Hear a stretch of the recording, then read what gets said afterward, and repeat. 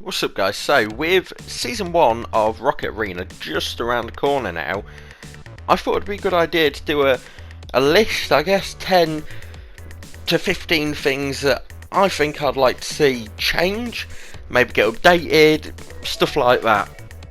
Quick disclaimer, I'm not going to be going over all the buffs of all the legends and all the nerfs and everything that I think we should see, because that'll be in a later video, a future video, or else this video will end up being, 5 hours long with the amount of changes that need to be made.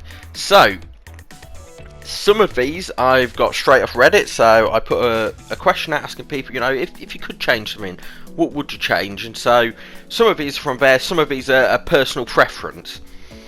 So to start, I guess number one, in this list of 10 things is custom button mappings. So when the game, or before the game was going to come out, they did go on a little bit, I remember, about how there's going to be all these options and controller acceleration inputs and stuff like this, and it's a bit unfortunate, but in the actual settings now, especially if you go on to controller layout, there's like 5-6 different layouts, which is fine for 99% of people, but for me, I use my right analog stick, clicking it in to jump, and I do that because of my disability, basically. I really struggle to move my thumb constantly from the X button and then click, or from the X button to jump, sorry, and then, the right analog stick to move. My hands often seize up and start having spasms and stuff, so that's why I always use it on the right click, analog stick click button. And it's just unfortunate that that isn't a mapping option, and I know for other certain disabilities maybe, or just for preference, it doesn't even have to be for disabilities. For preference, it'd be really great if there was just an option just to bind whatever controls you want, If you're some weirdo and you want to jump up on the D-pad, let people do it. It shouldn't seem to be that much of an issue. Number two, and this is another one that's kind of personal preference, but I have seen a couple of people mention it, and me and my brother are speaking about it, actually. It's extra sensitivity options. So currently, I change most days from a 3 to a 4 or a 4 to a 3 sensitivity, but 4 for me feels way too high. Like, I'm so used to, on, let's say, Call of Duty, having it on like a 2 sensitivity, because I feel like if it's any higher, I can't locate my shots. And so on this game, I just feel like 4 is too high, but 3 is almost too low with how fast paced it is. So it'd be nice if there was a slider so you can get it exact. If you want to have it at a 3.1 or a 3.2, let people mess around with that, and it shouldn't be a big thing anyway. I'm sure they almost will add it, but yeah, again, that's something I'd like to see. And now this next one was recommended by a Reddit user by the name of Mr. Glass 23, and that is a stats page. And yeah, I definitely agree. I think the game would be great if there was, it doesn't have to be crazy in-depth stats. I don't need to know how many steps I've taken, for example, but it'd be nice to know what my accuracy was, for example, at the end of a game, to be able to see if I improve, or my accuracy overall with certain characters, how many knockouts I have with that character, stuff like that. It would be nice to go crazily in depth. I'm sure that's going to appeal to someone, but no, overall, if they could just have eliminations in there, accuracy especially, stuff along those lines, I think I would go a long way. And again, it's not one of them things that I think is particularly difficult to implement. Other games, most other games have it, and I'm almost certain they will add something like that. The next one is kind of an iffy one. It's overall changes to characters, and as I said at the beginning, I'm not going to go over what every character needs in order to make it better or to nerf it. Just know that, well, as we all know, some changes need to be made, especially as characters like Boone. At the minute as a sniper, he's just not. They call him a sniper, and some people I'm sure will get mad that I'm saying this, but he's awful. He's god awful. If you've got a sniper, you expect it to be able to snipe, but there's nothing Boone does that any other hero can't do. Yeah, you can aim in with him and kind of slow himself down and get more precise shots, but I mean, for God's sake, people get in your face so much with every other weapon, so it really doesn't matter. But yeah, certain character changes need to come, and again, that'll be in a future update. Right, next up, it's kind of 2 issues in one, I guess, but you know, YouTube likes lists, and I want to be able to say it's 10 plus things, so you know, we're going to separate them. It's my video. It's the skill-based matchmaking.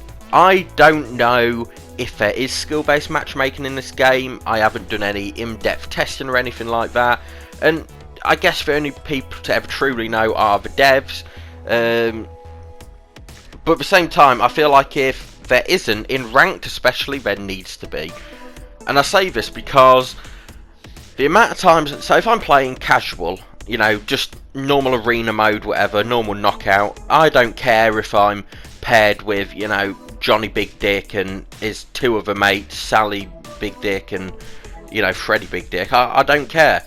If they want to stomp me and I lose 20-1, it's whatever, I lose 20-1. It's just a casual game. I'm not bothered. It's a bit frustrating, but it doesn't bother me that much. Whereas if I want to play ranked, I don't then want to go against, you know, Sally, Johnny and Tommy, whatever the fuck I said earlier, because if they're clearly better than me, how is that in any way, shape or form fair? There's too many ranked matches at the minute, and I say ranked like pre-season ranked, I guess, but there's too many at the minute where we're either dominating ridiculously or just getting absolutely obliterated. It's rare that I see a game where it's, you know, 4-5 on Rocket Ball or 50-50 in terms of kills. So yeah, something needs tweaking there. I think behind the scenes, a little bit here and there just needs turning on or whatnot. And then the second part of that is just the overall matchmaking issues. For me personally, I've had next to no problems. Now and again, if I'm searching for a ranked match, it will take me, you know, maybe up to a minute. But that's about it for me. But I'm guessing that's in part due to the area I live. Obviously, I'm not in the middle of a Somali pirate warship, you know, on a PlayStation. I've got good internet. I'm in a pretty decent area, so I suppose that's part of it. But I have seen some people say that, you know, it's taken upwards of 10 minutes to find a game, and I know the player base for this game isn't massive, and I was hoping after like a week it would maybe sort of grow a bit more, maybe start to connect to matches easier, but it's not. So maybe something needs to be tinkered with there. You know, I complain about the skill-based matchmaking, but I would also complain more, I think, if I couldn't get into a game at all. So yeah, something needs to be looked at there. For next point, and I'm pretty sure, I'm 99.9% sure this is going to be something that comes into effect, but better skins overall. I saw on Reddit yesterday someone, and for the life of me, I couldn't find it afterwards. I don't know what happened to it, but someone commented saying basically most of the skins in this game are just reskins, which I agree with, and that's fine. It's fine to have reskins. There's no issue in that inherently. You know, if for example you've got Plink with his, we'll say, just for example, a standard grey skin, and then Plink at level 10 has a grey skin but it has a bit of pink on, and then at level 20 it has is grey but with a bit of red on instead. I'm fine with stuff like that, because then obviously you get that bronze, silver and gold, so it's a good reward, you know. It's cool, but overall I think, especially shop skins, it would be nice to see a bit more variation. And I mean, there's been a couple at Mystine skin, I think it was, where she's got the sort of carnival outfit on. Really cool. It kind of completely changes her. But then on the other hand, there's the Boone skin, which made me giggle a little bit, because the original Boone is just, you know, Guy A, and then the Boone skin that you get for pre-ordering the pass or whatever is Guy A, but with Australian hat. And I think, what? You can't seriously tell me that's the incentive they want to give you, you know? Buy the battle pass, get a hat. You know, I mean, that's a slogan right there, but look, I'm sure, like I say, there'll be better skins coming, more skins coming, but it takes time, and it would be nice to see more inventive skins for certain characters, you know, because they've got so much versatility.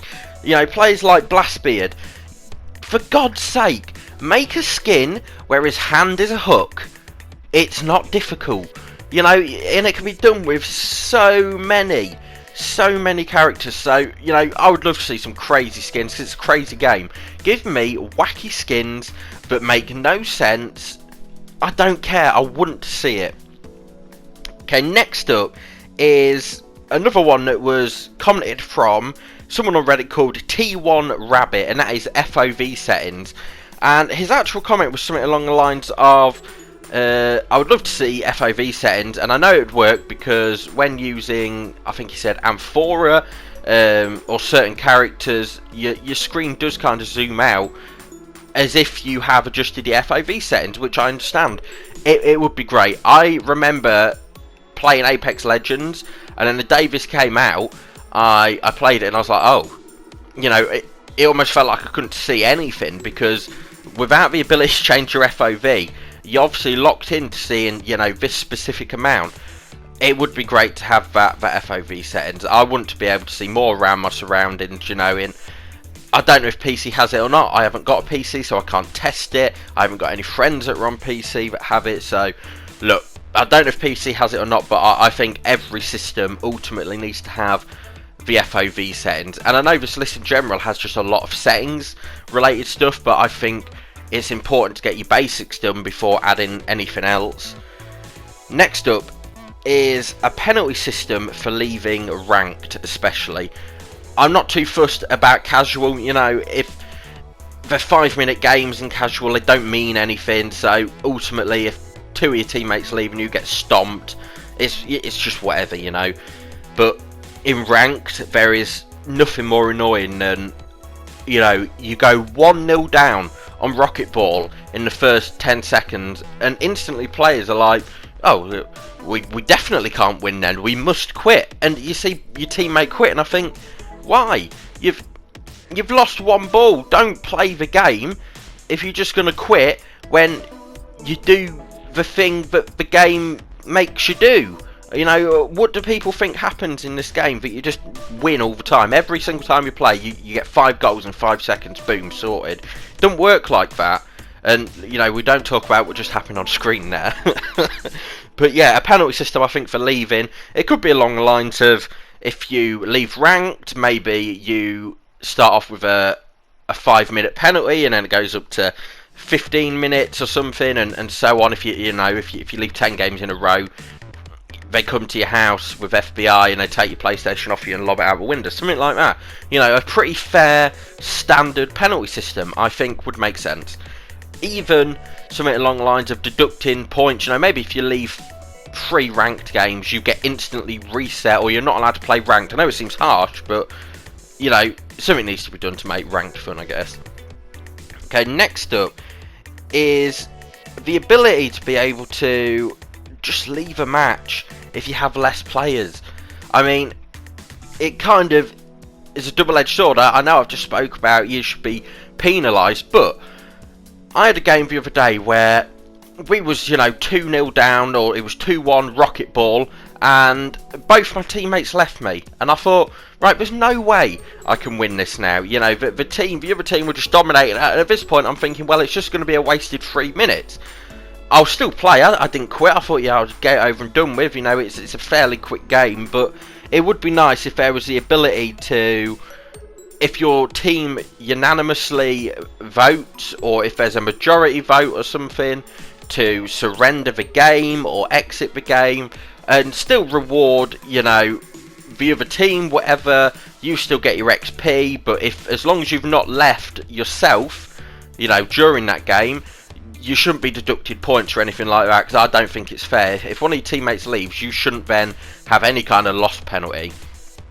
Kind of mixing in with, it's just popped to my mind, kind of mixing in is, I think it would be good if overall, if when you were searching for a game, maybe not on ranked, but on casual, I think you should be able to maybe join a game in progress. I'm sure it would take a bit of tweaking. You know, you don't want to be joining games where the game's just finished or anything like that, but overall, if you know, if you're down to 2 players, it's almost like you've lost anyway. So I think if a game's still in its infancy, in the first maybe minute of the match and someone's left, someone else should be able to join. I think would make a bit more sort of sense.